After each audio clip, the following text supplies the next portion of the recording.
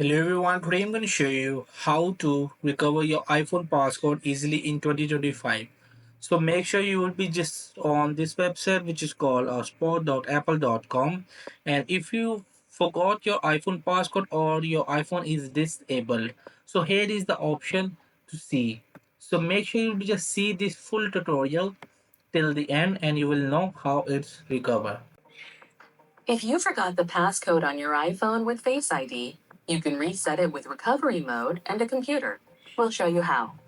Before you start, you'll need a Mac or a PC and a compatible cable. You also might need to allow your Mac to connect to your iPhone. You can use these steps regardless of which version of iOS is on your iPhone. If your iPhone has Find My enabled, you'll need to have your Apple account information ready.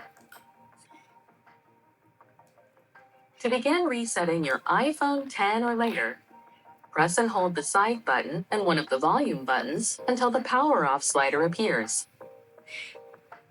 Then, drag the slider to turn off your device. Wait a minute to make sure that it turns off completely. Now, connect your iPhone to your computer and press and hold the side button. Make sure to keep holding the side button until the recovery mode screen appears. This might take a moment. Now, you'll complete the process using your computer. If you're using a Mac with Mac OS Catalina or later, open the Finder. If you're using a PC, open the Apple Devices app. If your PC doesn't have the Apple Devices app, or your Mac is using Mac OS Mojave or earlier, open iTunes instead. When the option to restore or update your device appears, click Restore. All content and settings on your iPhone will be erased, including any photos or notes, along with the passcode. If you have a backup saved to your computer or iCloud, you can restore it after this process is done. Click Restore and Update when you're ready. Follow any other prompts, which might include reviewing and accepting the terms and conditions to continue. Your computer will begin to download and install the latest available version of iOS on your iPhone.